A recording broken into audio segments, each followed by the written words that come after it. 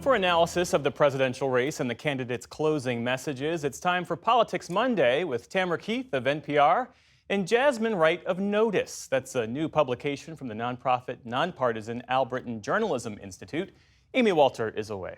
Good evening to you both. Good evening. So as we have reported and discussed on this program, former President Donald Trump held a rally at New York's Madison Square Garden where allies made racist and vulgar comments about Latinos and Puerto Rico in particular, and his campaign, Tam, is doubling down on his promise for a massive deportation to reverse what he calls an immigrant invasion. This is a closing argument tailored to reach whom exactly? To reach people who they need to motivate to get out to vote. At this point, it's not about persuasion. At this point in a campaign, it is literally about getting people to go and cast a ballot. And the theory of the case of the Trump campaign is that there are voters who are out there who aren't yet voters, who are people who have not voted in the past, who felt disengaged, who feel like there's nobody speaking to them, and that Trump is going to be the one who gets them off the couch and gets them to vote. And so this sort of language, I mean, I don't know if it's going to work to persuade the 500,000 Puerto Rican voters in Pennsylvania, but the idea here is this was a rally, this was a giant safe space for Trumpism and for people who feel like they can't say stuff like that in their communities. And this rally was, an embodiment of Trumpism, and that is motivating for a lot of voters. What about that, Jasmine, this apparent bet by the Trump campaign that they will drive voters who don't normally cast ballots but who agree with Trump on his hardline politics and his nativism?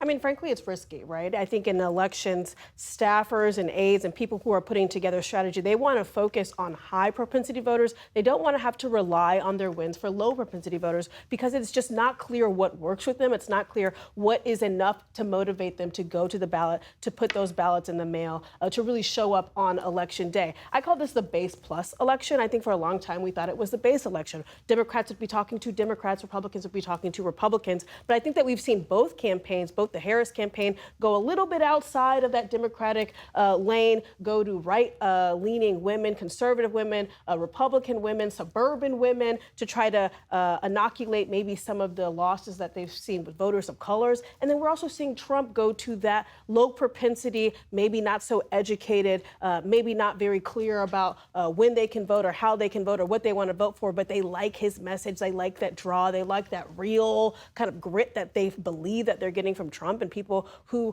are associated with Trump, they believe that they're being seen when he says, or when people who are supportive of him say quasi-racist things or things that are misogynist or calling people names or belittling because they can't feel, as Tamara said, that they can't say it in their real life. And so I think this is the base plus. They're reaching just a little bit outside the edges to try to get some of those voters to come over. And I think that what you say about it being risky, it's also risky for Harris because her strategy bets on people who have identified as Republicans.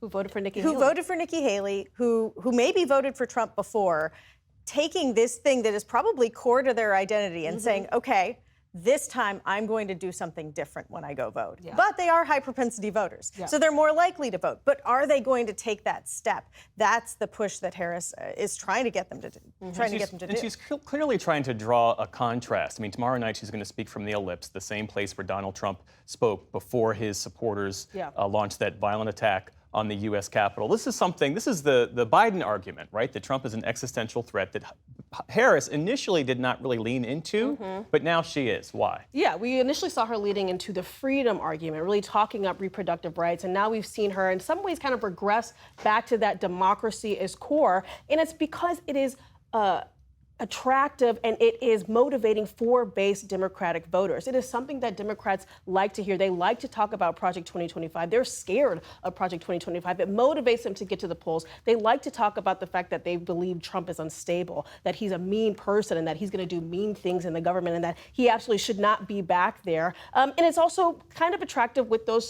suburban women who may feel that their rights are under threat or who may not like where the Republican Party has gone on reproductive rights or or abortion. And so it is a attractive thing for Democrats to put out there because they see that in some ways, at least, it motivates people to get to the ballots. But of course, we know that on these surveys, time after time after time, what Americans are saying that they are most concerned about is the economy. And so I think right now you're seeing the Harris campaign kind of walk a tightrope between whether they should be talking about the economy or whether they should be talking about democracy. But clearly, we're going to see democracy win out tomorrow.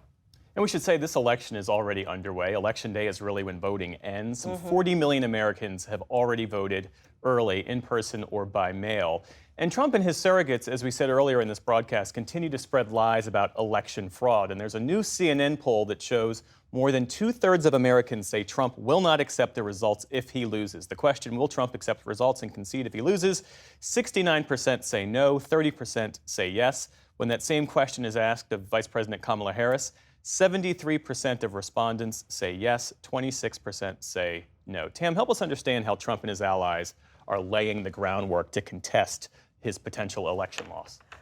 Just look at the way he talks. And this is very similar to language that he used in 2020 when, of course, we know he did contest the results of the election. He claimed victory before it was clear that he had lost. And then he continued to this very day deny that he lost the election. He is talking about, oh, this could be rigged. He is, in particular, a lot of the misinformation that he was spreading about the hurricane recovery also had tinges of, as we saw in this previous report, had tinges of, well, and maybe those voters are being suppressed. So the groundwork is there. And what I'll say is the groundwork was also there in 2016, but he won.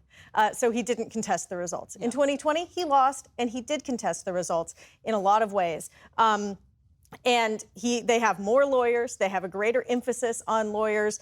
When Trump took over the RNC, he was like, we need less on voter turnout and we need more lawyers. Yeah. We need more people working. And there are active legal cases right now, as there are before every election or in this period. And the Harris campaign certainly has many, many lawyers, too. I went and visited a campaign office in one of the swing states, and they're getting a tour, and there's our election protection team. Yeah. This is a part of modern campaigns. Certainly, it was amplified after the 2000 election and amplified way more after 2020. This is a part of the campaign. It's the part that comes after the voting is done and a little bit before the voting starts. And I would say just a difference between 2020, 24, and 2016 is that because he won in 2016, you didn't hear it for 4 years. You didn't hear about the election being rigged as much because he was actively governing. But instead, because he contested the election in 2020, you've heard, or Republicans have heard, people just in the apparatus of the U.S. have heard for 4 years that the election has been rigged, that Democrats are not playing fair, that the Democrats most recently are the enemy within. And so he has really laid the groundwork that shows up in that poll. 70% of people that are supportive of Trump don't believe that the election, if he loses, will be fair, according to that CNN poll. I may have botched the words a bit, but in Genesis, that's what it says, right? That is a huge amount of the American public that no longer feels really confident in our electoral system. So whoever wins next week or whenever we figure out the results, we'll have to address those amount of people because that is a huge amount of people. And of course, it is what led to, in some parts, that feeling January 6th. It's what led to kind of the conversation around election and voting for the last 4 years. And we should say, to your point, we may not know who won on election night, and that does not mean that there was evidence of fraud or anything inappropriate. It's because some states are barred by their own laws from counting until election day. And that delay will exist, most likely. And it depends on which ballots are counted first. Right. It will show, depending on the county, it may show one candidate up who isn't actually up in the end. Tamara Keith and Jasmine Wright, thanks as always. You're welcome. Appreciate it. Thank you.